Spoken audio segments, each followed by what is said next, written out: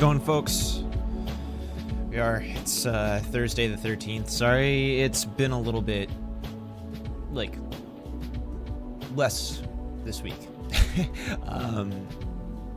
Excuse me. It's been a little bit hectic. I just kind of needed to take a little bit of time to breathe. Didn't have any guests lined up for this week. Wanted to sort of get everybody together for next week and get that prepared appropriately, and it's also important to sink time into just doing the research and the reading and stuff like that. Really excited about the stuff that Jonah and I are looking at for the next episode of Deep Dive. That's going to be super, super quality.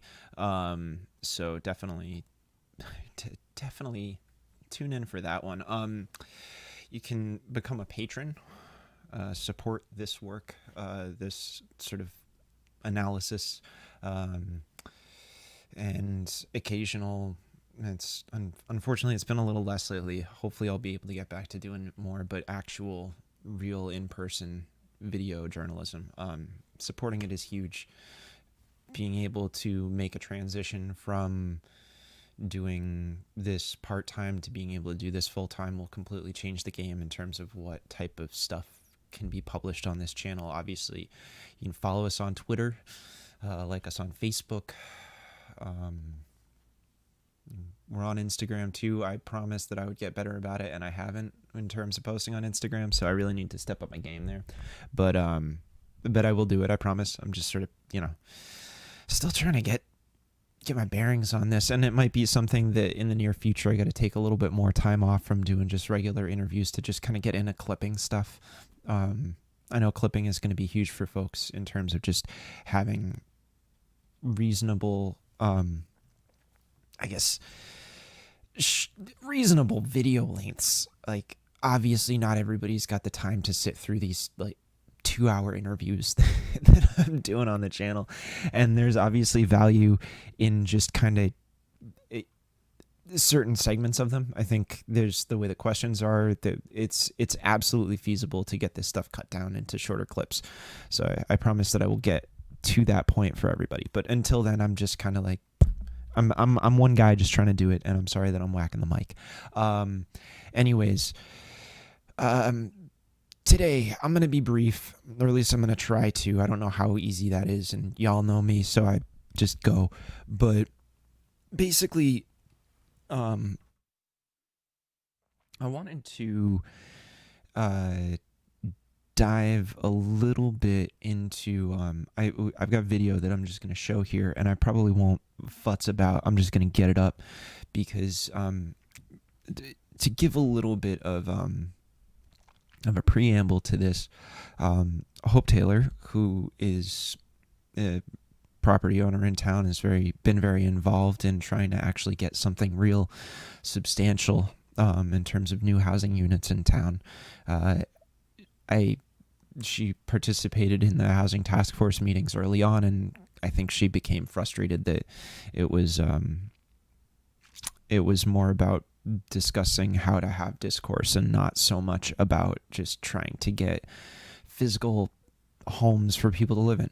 So Hope's been off doing this other work, and with Sharon Monahan, John Catlin, Peter LaRoche, they put together this this proposal, and basically I'll show the video in a moment, but they're using the Evans Flatland, which is for anybody not in this community that's listening to this because they want to hear about housing proposals, I guess. I mean, I think this is interesting because it's not, it's community specific in the sense that we're using an anecdote from Peterborough, but it's also not community specific in that this kind of model could be something that people want to try to approach or interact with in other places. This is, I think, an attempt to kind of try and find a way to make affordable housing exist, which, we need it. Like, there's no bones about it. We need it. But so this is I have mixed feelings about this. There's parts of it I like and parts of it that I don't. I know that people probably will get, upset with me frequently because I tend to point out what's wrong with stuff. And I do want to be clear that I'm not necessarily against it, but I think we need to have rigorous debate over the impacts of what proposals actually ask of the people that they're supposedly helping. So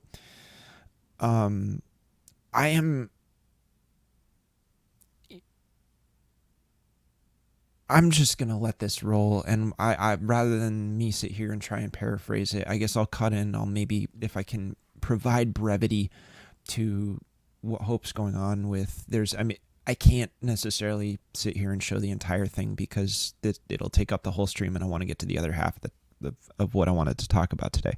So, but for now, here's this, and I'm just going to roll this, and we'll get to where we got to go with it. This idea needs help from the town. It is a two-pronged idea. It's for affordable housing that would be sustainable. In other words, not using any government subsidies of any sort. The idea is to use a town's already owned land that's sitting idle, and once it's done, then the town would start getting taxes on this. We started calling them humble homes. That name can be changed if we go very far. Anyway, the other prong is the idea that it would be built by local contractors and tradespeople, and they would put in their time for nothing and end up owning an asset at the end. So these small contractors or business people, particularly contractors who do dangerous work, if they got hurt, they would have an asset that they would own ongoing. So we started out with a very simple building, and then we decided that we needed to get an architect to draw up something so that we could then have somebody like Peter price it. So the first thing we did, we used the idea of Evans Flats because there was already a big study done on that with the idea of doing housing down there. And it's old, but it was something that people were interested in doing. So Sharon Monahan and I went down and surveyed it to make sure that the wetlands weren't encroaching and that there would be room to do this. So the next thing that we did once we have that, so I've got a plan that's that big. And then we went and so Sharon helped with, didn't ask for anything in turn.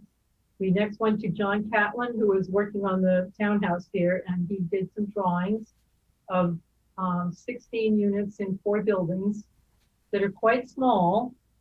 So they're under 625 square feet, but they have 2 bedrooms each.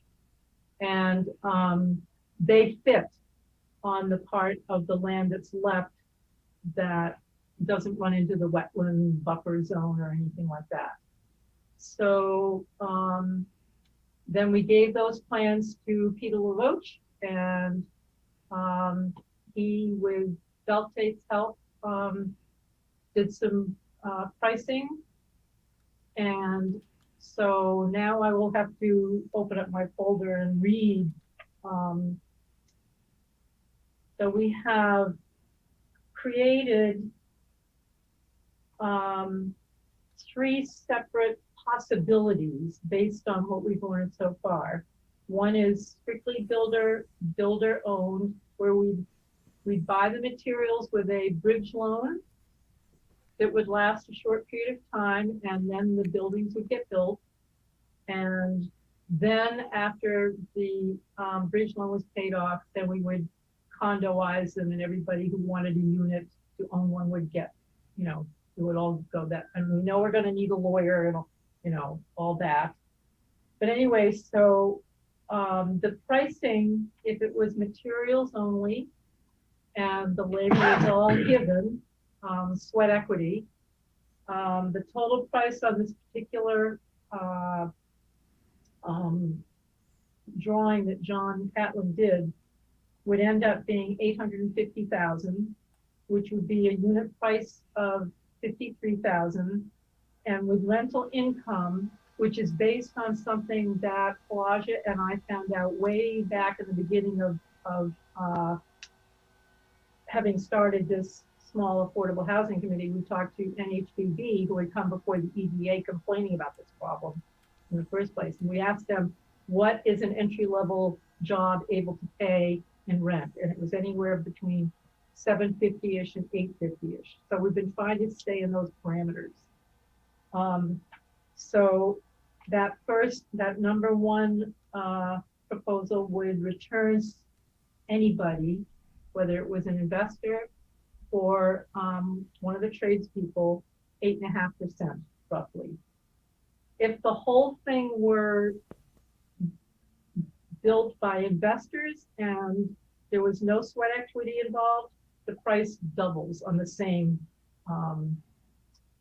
drawings on that. So that would come to 1,000,007, and that's 110,000 per unit, and you'd have to charge a higher rent. All of these units, by the way, are exactly the same. There are no differentiations. Okay, I do like, there's a lot to unpack here. And as definitely, I'll keep going afterwards. But I just want to kind of throw out there, for everybody to think about this. Okay.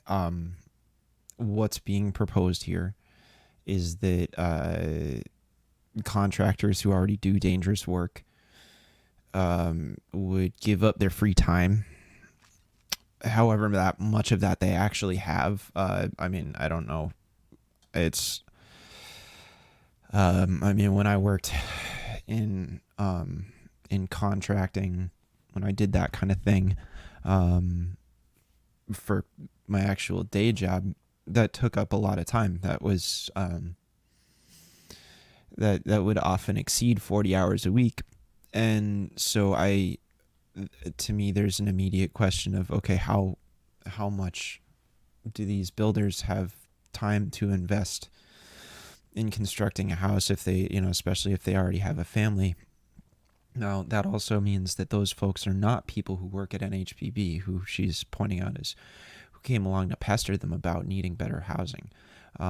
So right away, you've got kind of a weird exclusionary nature to this sort of like the very first instance. It's really like, I don't know, like early Americana of us to and like a very Yankee fashion, build my own house with my own hands. And I mean, okay, cool, great, but let's keep in mind that those houses are 600 square feet. That's tiny. And what we're talking about here, they'll get to it.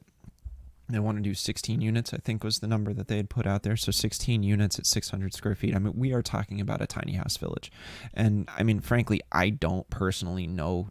I mean, I have plenty of room to be wrong, but I don't know any contractors that are particularly interested in living in a tiny house right now. Most of them want to live in something a little bit nicer and are going to try and work for that. So there's a little murkiness there about like, are the people who would actually fit with it, how likely is the outcome of this, somebody donating free labor? You know what I mean? And that also just kind of, it's really easy to say, oh, you just give up free labor. Well, that's like, that is the physical effort that equals $25 an hour or whatever, right? So it's a personal investment for sure. It's a decision, but how restrictive is that particular situation? How many people are actually able to build their own house? And furthermore, how many of those people would actually qualify for the bridge loan, right? To get the materials. Okay, that's another aspect of this. You have to be sure that everybody's got like healthy enough credit. And when I say healthy enough credit, it means you got to have a credit history. So we're not necessarily talking about people in their 20s, because how much time have those people had to build up a healthy credit history to a point where a bank would give them a bridge loan? No, probably not that much. So you're already kind of facing some problems here, right? The next step up is to say have developers do it, which covers the cost, but then all of a sudden you're talking about $110,000 per lot for 600 square feet. Are you kidding me? Like, dude, that's too much. That's just too much, and it's going to get outside of that price range again of the 750 to 850, like what NHBB said. Now, like, that's another thing to consider, is that when you go to an employer and you say, what can your employees afford, the employer isn't necessarily thinking about, like, when they say cost of living, like, if you say what kind of rent can people afford, well, that's one thing, right? But cost of living is a totally different thing entirely. So I would make the argument that cost of living kind of needs to, like all included, kind of needs to be about 800 and something a month, at tops $1,000. Like, these people, like, take it from me, these folks don't have the money to do that.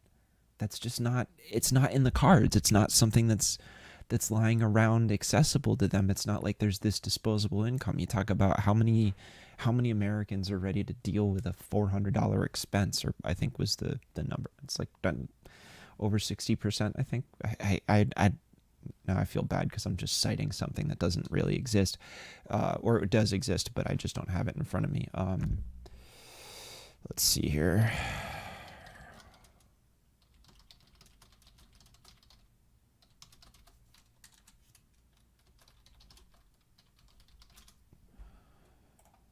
Yeah, nearly 40% of Americans would struggle to cover an unexpected $400 expense, according to a new report by the Federal Reserve. So, this is important stuff, because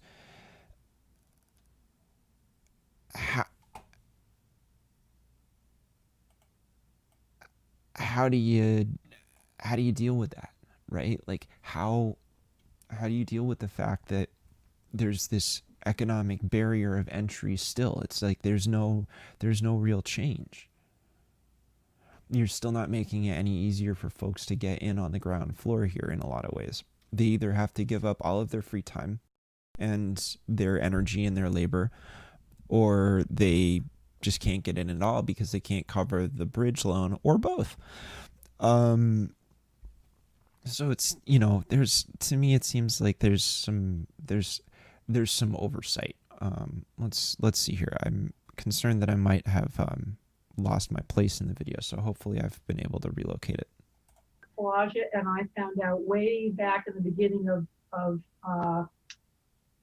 having started this small affordable housing committee, we talked to NHBB, who had come before the EDA complaining about this problem in the first place. And we asked them, what is an entry-level job able to pay in rent? And it was anywhere between $750-ish and $850-ish. So we've been trying to stay in those parameters.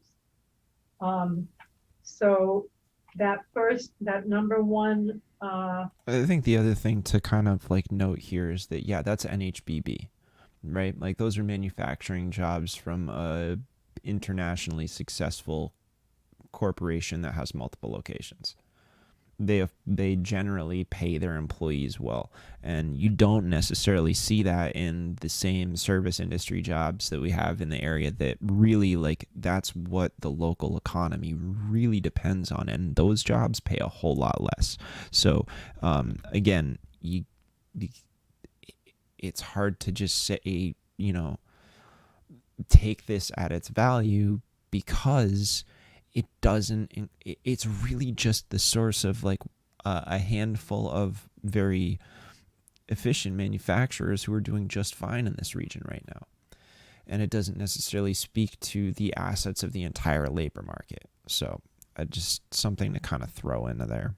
Proposal would return anybody, whether it was an investor or one of the tradespeople, 8.5% roughly. If the whole thing were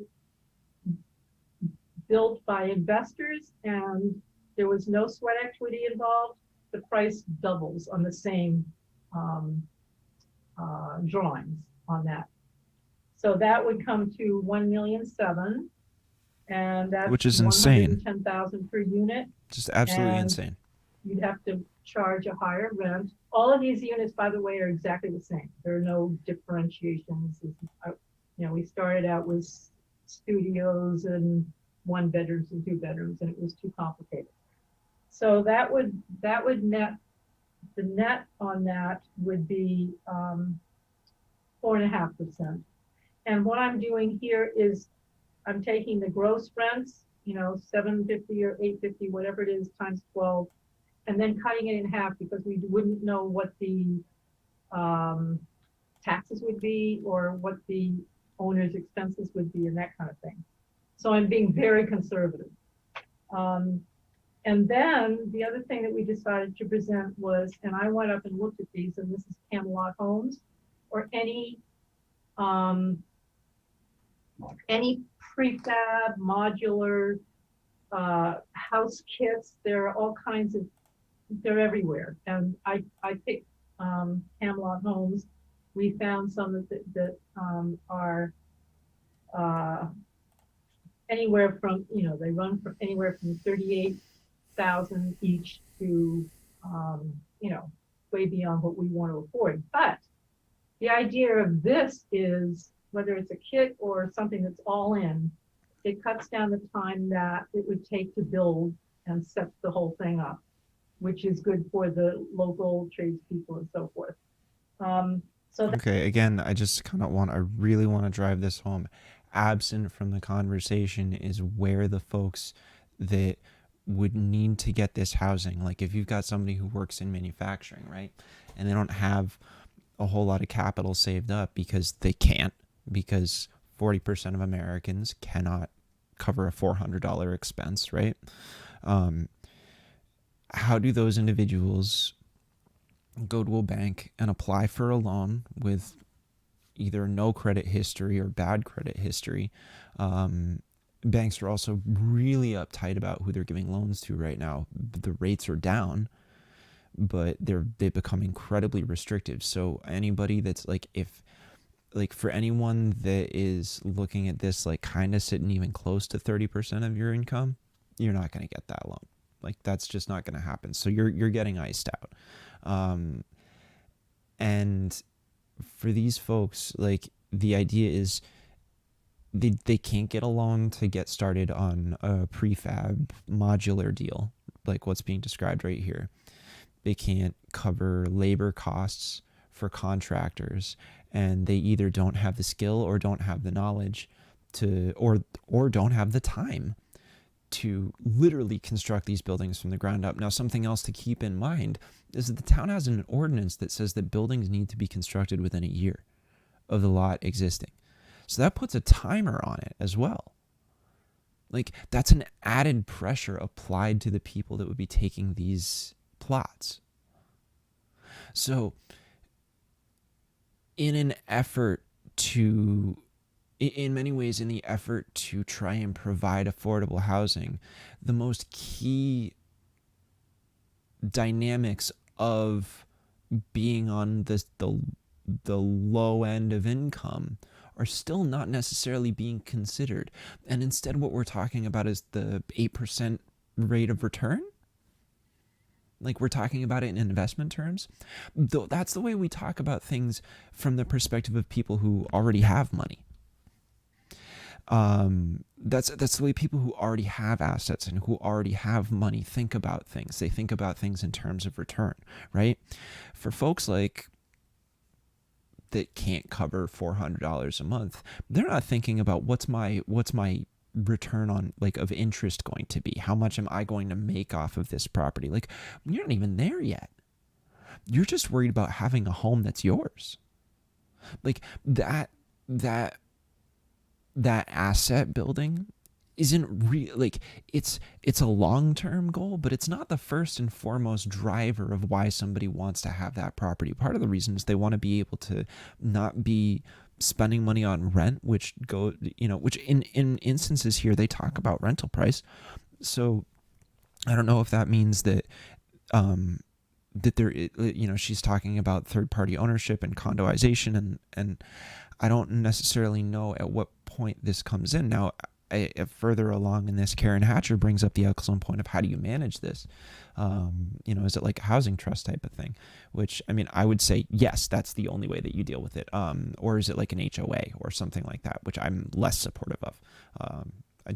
I'm not huge into HOAs personally, because I think they promote really, really grotesque levels of elitism and insular spaces. It's not, I don't know, to me it's just not the most productive way to go about building community. It's really authoritarian. It's just, I don't know, not my vibe. Other people like it. That's cool. If that's your thing, go for it. But I think an HOA is a type of elitism that folks who are on the lower income side of things are not necessarily trying to get into, unless they're trying to get themselves into a more like petite bourgeois like orientation of the world, which I guess like doesn't every proletarian want that? Aside from true proletarians who want the working class to actually have control. Anywho, it also still operates under this idea of, she kicks it off by saying we don't want government subsidy. And I frankly don't see, I don't know. The town wants their money back on the land. Obviously nothing is given for free, but I don't know, man. Why not, right? Why not basically fund it by literally putting up the asset? Now,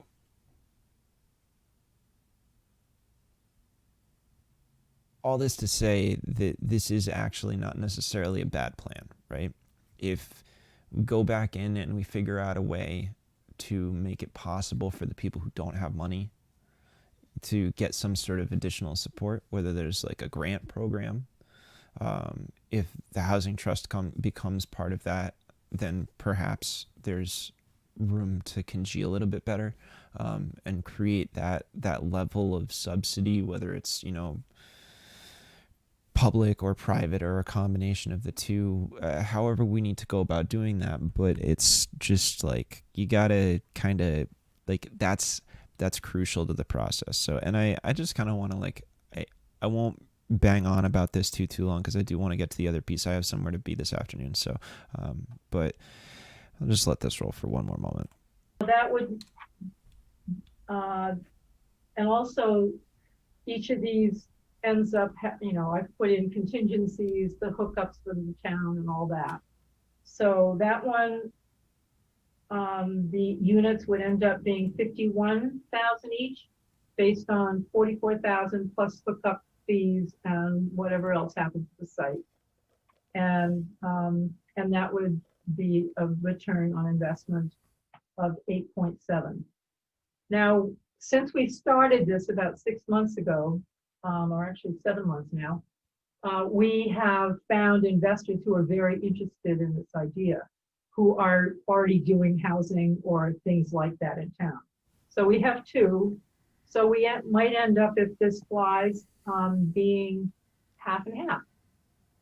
Half and half, sweat equity, and half being investors who invest ahead of time, and therefore there may not have to be a bridge loan, or it may not have to be as big.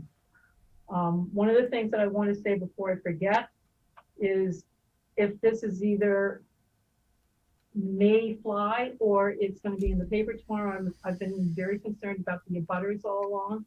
I want to make sure that if this goes beyond this meeting, that I or somebody gets to them and talks to them. I think I better stop now. If anybody has any questions. I do hope, but I think Tyler may have gotten popped I off. can't hear you. Hold on. Is Tyler on? I'm pretty sure this whole Tyler thing is not was on. The power happening during flickered and he the- lost his internet, so It's he's just working on coming back up. So happening I as just wanna- ECIEs was so thank you. rolling Thanks through. for taking the initiative and for I know you have been doggedly working toward affordable housing as part of the committee with EDA, and I really appreciate it.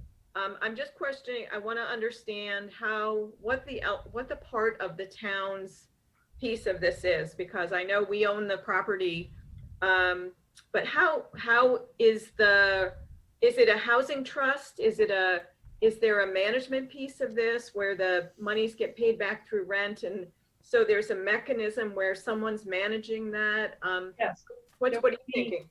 There would eventually, obviously, okay, the answer to the first question is the fact that we broke this down into 3 possibilities.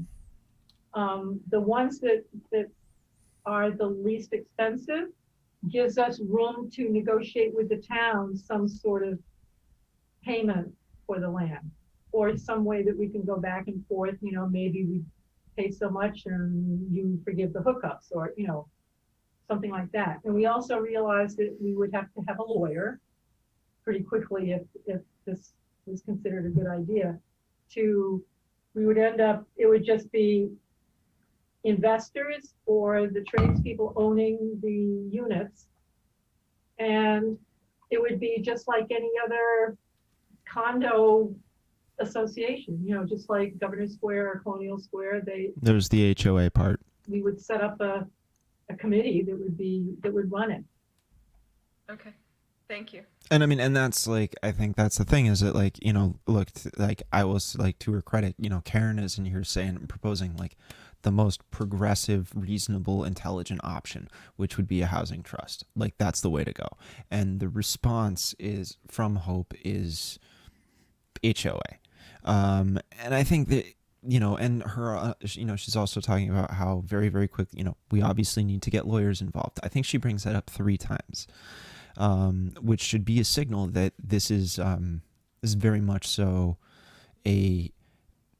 I just want everybody to keep in mind that this sounds like a pretty sweet deal. Like it really on the surface sounds like a pretty sweet deal, but I need everybody to remember that this plan is devised and offered by wealthy capitalists.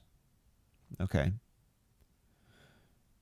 Their main focus, their main numbers are coming from successful manufacturing behemoths, growing manufacturing companies. Now, I'm not saying manufacturing is bad, obviously, because we need it. But what I'm trying to impress the point of is that that may be a major contributor of wage. Like they may produce a lot of wages in this area. That money would stay in the area if those workers are paying their rent or paying their mortgages or their taxes in this town. Something that comes up is that this particular plot of land doesn't reside within the greater Peterborough, like the downtown TIF district. So it's not like the tax revenue from that new development would be captured by the town and used as an asset to better develop that particular part of town. Like it's just, that wouldn't happen. So that money goes right into the state. It's not necessarily bad because it funds education. But the point, though, really, is that this is still not necessarily the people-oriented proposal that we all kind of really want to see.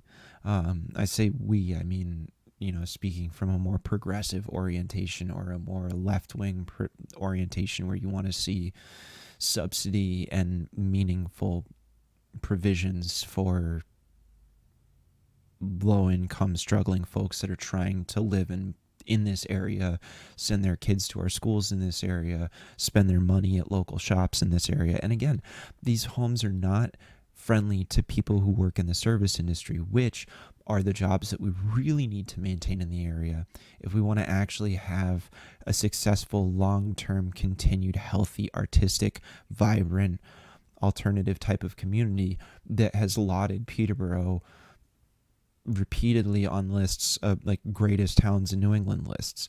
So if you're not going to engage with actual like consideration for maybe there's no real way out of like I think this is a good example of how unless you're willing to consider subsidy, it's always going to kick back to the capital. So anyways, and the thing about this is that in order for this to happen, there needs to be a there's a process called and Nicole brings it up, although I'm not going to have time to get to the video because I do want to just sort of touch on this other topic really quick, where this is the 4114A section. If the selectmen do want to go through with acquiring selling this land to do this, this requires 2 public meetings.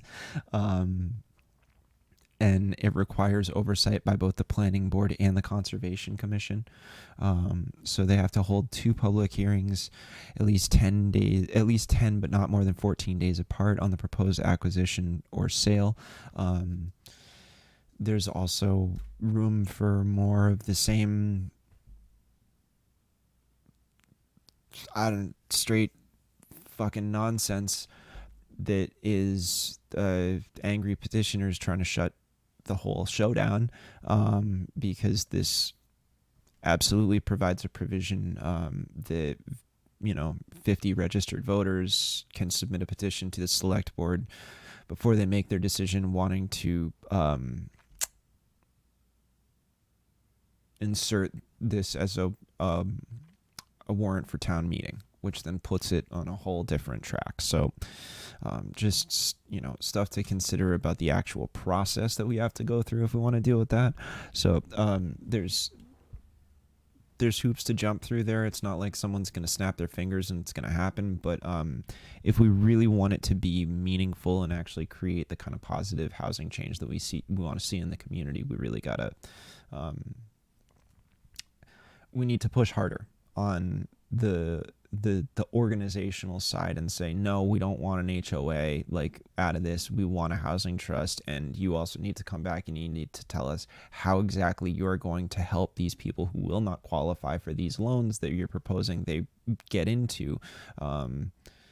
If you're getting a bridge loan for materials, if you're not a builder yourself, then you also need to include within that bridge loan the cost of labor, and that could get intense. So it's just something to keep in mind. Again, not necessarily bad. If we can find a way to make that work, then we are indeed subsidizing the work of, that creates a certain amount of subsidy, whether it's public, private, or otherwise. Not that I know of any third option. It gives us the opportunity to take that money and reinvest it into local contractors, and that boosts the local economy. So it's good, but you've got to make sure that you have that floor that protects the people that are going into that space and doesn't make it exclusionary. So that's what I wanted to talk about there. Okay. Really quick, because I got to get going soon, and I wish that I had more time to talk about this thing, but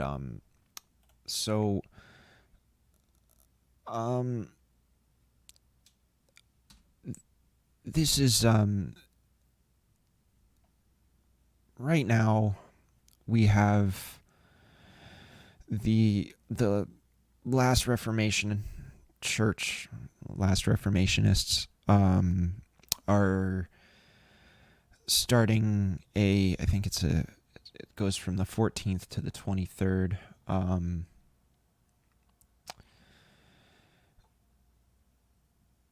There is a religious event by, I believe they're evangelicals, Torben Sondergaard, from the Last Reformation. He's in exile. He was forced to leave his home country, and he's decided to come over to the United States to proselytize. And that's just, it's rough because he identified the United States as sort of the frontier in which to do this stuff. Now, the thing about this is that they don't believe in COVID. And, obviously I think everybody in the town knows what's going on because this stuff has repeatedly showed up in town groups. And I don't necessarily need to spend too much time explaining this to people, although I will make sure to have links following the stream that folks can take a look at, because I think it's probably worth, like, if you haven't read up on this, please take some time. But basically, Representative Paul Samaro from New Ipswich, he is a state rep. Our governor has spoken at this same property, so our governor has genuinely benefited from this. Paul Samaro is hosting this event for the Last Reformationists, in which they're expecting anywhere between 200 to 500 people to show up on his private property, but they have stated pretty openly on their own page that they're not feeding they don't have enough food for beyond lunches, so they are essentially sending their followers out into New Ipswich and the surrounding towns, aka Peterborough, to get food, try and recruit people to come and participate. And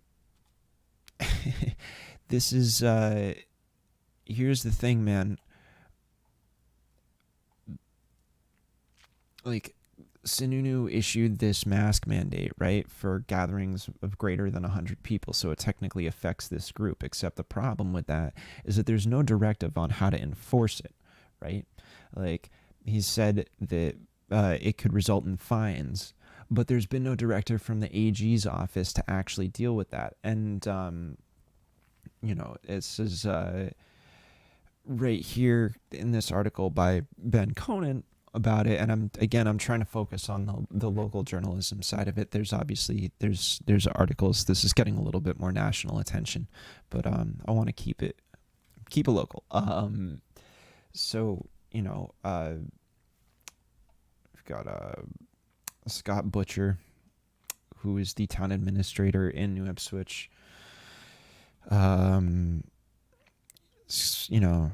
he spoke to.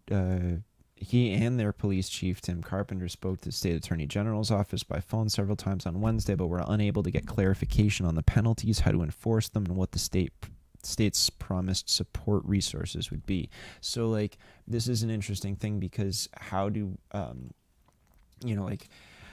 literally we're all sitting out here calling for defunding of police, and then at the same time we're demanding an enforcement of a mask mandate, which brings up questions of what kind of force do we find acceptable versus what kind of force do we not find acceptable. When do we feel like intervention is required?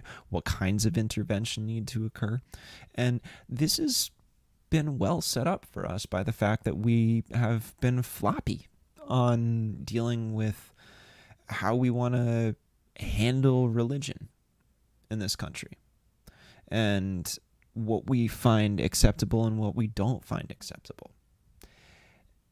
And in a lot of ways, it's like, what's the recourse? Like, what's the real recourse for this? It's pretty mushy territory, gotta say. Because on the one hand, you don't want to stomp on anybody's right to their freedom of practicing any religion that they practice. But then at what point does that cross the line when you start to endanger the health of the public? So, and what we have then is we have these melee type, like, and you're then subject to the politicized nature of decision making in state politics, because Chris Sununu was very recently, I'll see if I'll try and get the tweet pulled up here, just so that I can sort of show the content, right? Like, yeah, here we go. So, here we go, October 1st, 2019, so not even a year ago. Thanks To Representative Paul Samaro and family for hosting me in New Ipswich yesterday. Great to be with so many business leaders who are driving our booming economy to discuss our shared efforts to better communities across the Granite State. Cool. So, he's benefiting from this. It's just straight up or he has benefited from this property and this particular representative before. He's, gained some, I'm sure that day he was able to gain some political currency. So, that's an issue. And so we get these really kind of half-assed responses. Because how much can he piss off this group of people if that's a constituency that he's going to count on in a year where we've got a lot of people outraged about Trump, the fact that Sununu's been kind of weird about it himself, the fact that he's already looking at a relatively hurt coalition because he's alienated a lot of libertarians after the way he handled COVID. So this isn't a great time for Sununu in that sense, within his own party to be dealing with having to draw another hard line, right? Especially when it comes to that religious crowd, trampling on my religious freedom. So this is a really, really murky zone. And we on the left need to seriously, look, I'm not sitting here saying that we don't need a mask mandate. Don't anybody misappropriate me, right? We absolutely need a mask mandate. I'm totally for it. But it does raise some serious questions about how do you enforce that mask mandate, right? Look, the police are a monopoly of force, a physical monopoly of force, and we know that, right? Now,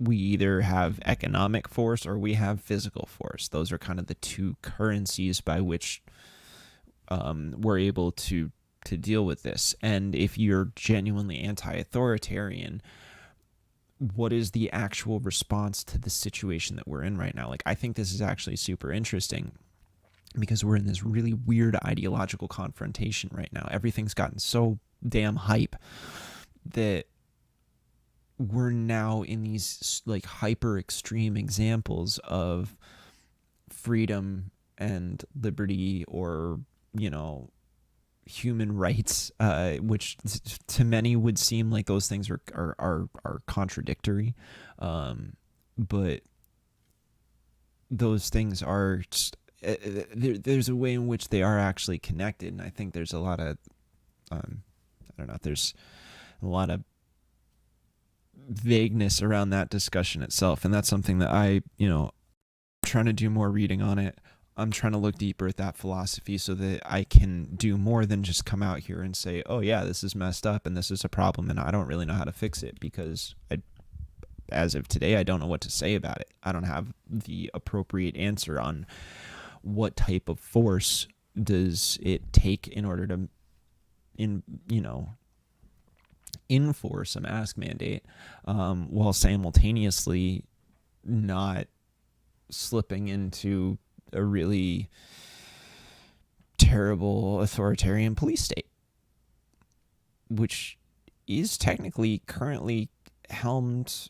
I mean, at least one of the three branches in this state is helmed by somebody that we ideologically don't necessarily want to have that kind of power. So I don't know. I don't have an answer today, folks, but it's something that I want everybody to take away from this, and just sort of kick it around.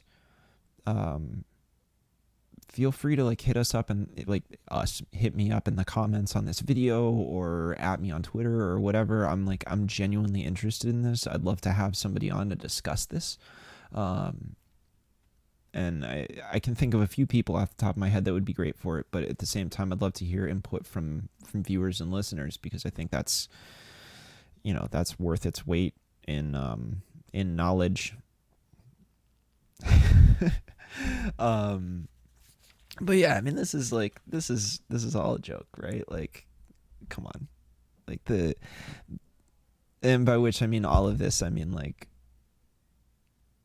just Sununu trying to lay down any kind of law here. He's not, this is just it's the whole 100 person mandate is it's silly because he's really trying to like play both sides. But something that I saw someone point out is that was a solid activist from 350, Emma Shapiro Weiss, pointed out that like he owns it now. Like by putting out that mandate, whatever happens, whatever spike in numbers that we see, that's that. And like that's on Sununu. And all that New Ipswich can do right now is take signs and put them up saying high risk COVID zone. And anybody that's living in the surrounding towns, like in Peterborough, we got to be careful because they literally say on their site, and I didn't get it up yet. I'm running out of time here. But they had put on their site that Peterborough has the most restaurants. Oh, gosh, I'm trying really hard to dig up the. There was a post about it, and I wanted to see if I could find it, but it tends to get buried in the groups, and I usually don't show stuff off of Facebook, so it's not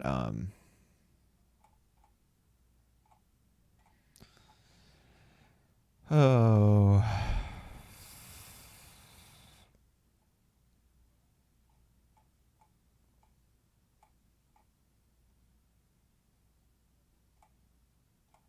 Sorry for the dead air, folks. Just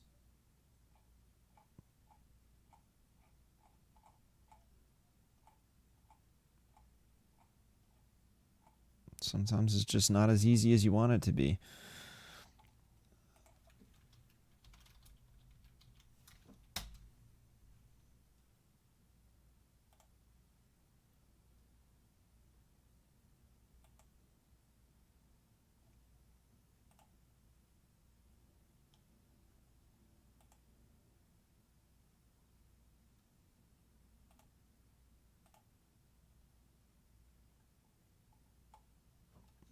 Okay.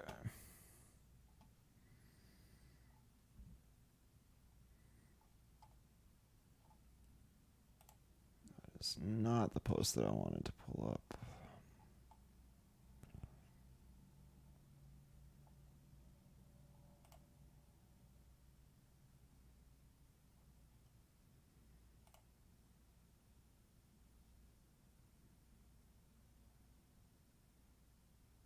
Oh wow, yeah, this is cute.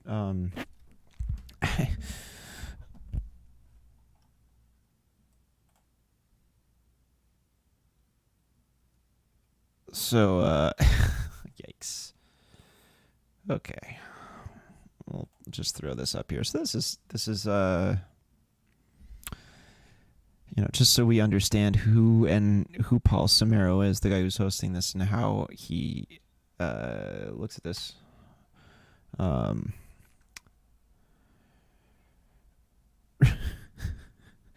You can have my seat as state rep. The pay is awesome. I just spent the week at the beach. Thousands gathered together, no masks. I am not worried. God is in control. Please know truth prevails. God bless you and keep you God's peace. Okay. I mean, like, look, this is just out of control. And they really do not care about, any of these guidelines.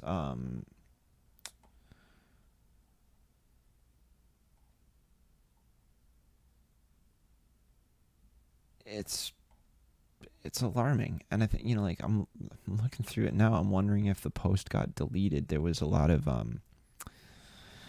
lot of deleted posts on the Peterborough, New Hampshire Facebook group lately.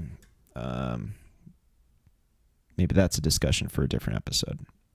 But at any rate, they did say on their page that that Peterborough had the most restaurants, and they did advise their followers to go here for breakfast and dinner. So if you're, my heart goes out to literally every young person working in any of these restaurants in town. Y'all, please stay safe, stay careful, watch out for these people. I've heard that they'll just roll up on you and they'll touch you, and they don't care. So just please, y'all, be safe out there. Like, watch out for this, because all we can do, literally all we can do, is just stay out of their way. That's the best we've got. We don't have any other choice, and it sucks. It sucks really bad, but there is nothing else that we can do. We just have to steer fully clear of them, because there realistically is no way for there to be an enforcement, right? And our Constitution gives them the right to do this. It gives them a right to go around and proselytize and spread their message of God, which I don't know. That's, in my opinion, quite frequently one of the most toxic aspects of religion that need to propagate, as Sondergaard would say, to bear fruit. So that's just like we gotta use critical thinking, and we gotta use logic, and we gotta use science to inform ourselves on exactly what we need to do. Make sure you're masked up. Make sure you're following your physical distancing guidelines. Just treat every person that you see that doesn't have a mask on like they got it, and just stay away. You know what I mean? Like, I'm hesitant to say don't support local businesses, because I like during this time, because I think they absolutely need support, especially with everybody being so freaked out. But at the same time, see if there's, try and contact them ahead of time and make sure that, you can safely pick up your food or whatever, groceries, anything like that. Try and get in touch with these people. Like these folks are in our community, and they want safety just as much as the rest of us. So just something to think about. Okay. I'm sorry I didn't have time to go in deeper on that. I really wanted to. Obviously, I could do a whole other hour alone on the fact that Biden picked Kamala Harris for his VP. But just so everyone remembers, Kamala Harris did want to throw children and their parents incarcerate them essentially over truancy. That was something that happened. So,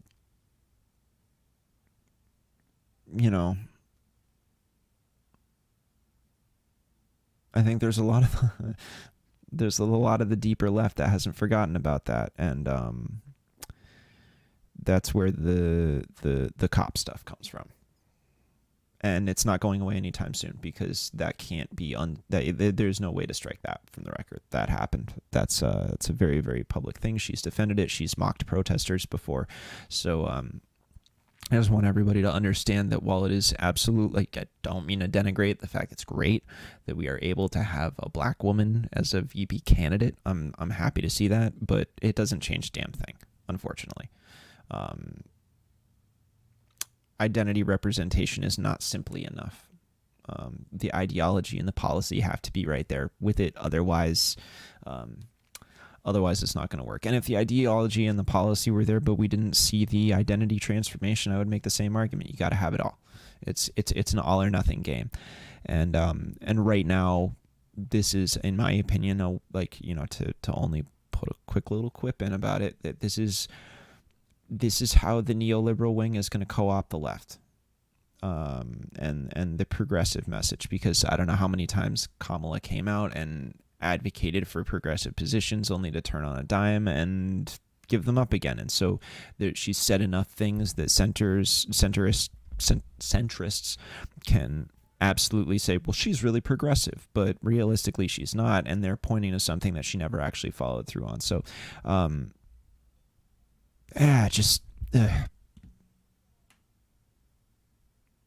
yikes.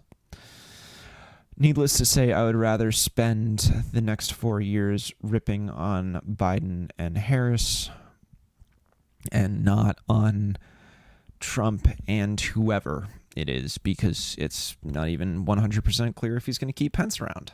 If he, we don't know what's going on here. We don't know what's up. And a million things are going to change between now and November, so just don't sweat it too much now. Just get through it. Fight for this. Fight for the local stuff. Fight for the state stuff. Fight for a better housing option. Fight for that housing trust over that HOA from a Peterborough folks. For anybody in a community outside of here that's looking at this particular episode and thinking, geez, that sounds like a good idea. Just remember, it's that loan process, that funding process, that procuring capital for the people who don't have the capital is still the elephant in the room that nobody's addressing.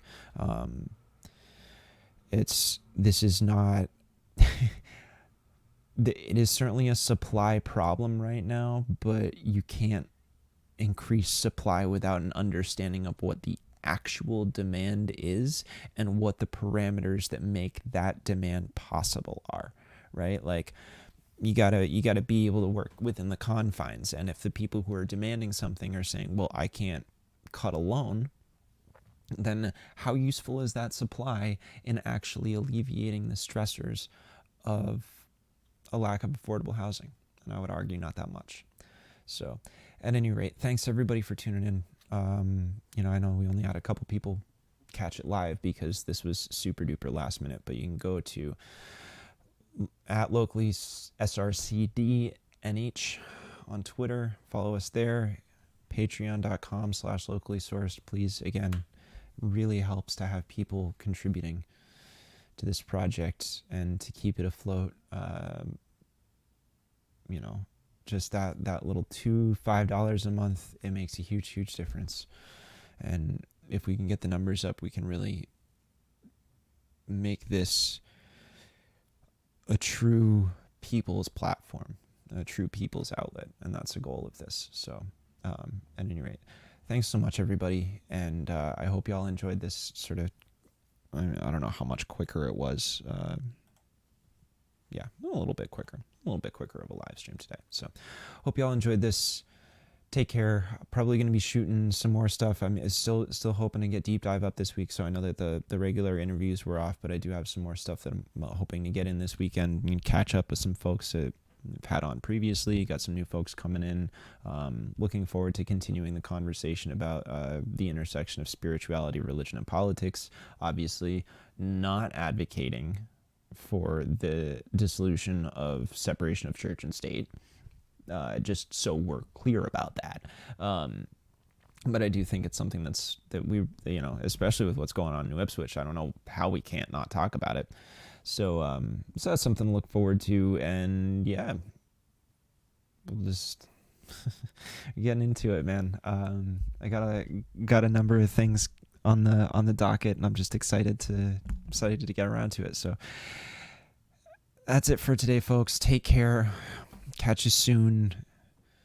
If we don't get another broadcast in this weekend, which I doubt would be the case, probably see you guys on Saturday for deep dive, although I got to lock the time in. But in case we don't see you, we'll catch you next week. And take care, y'all.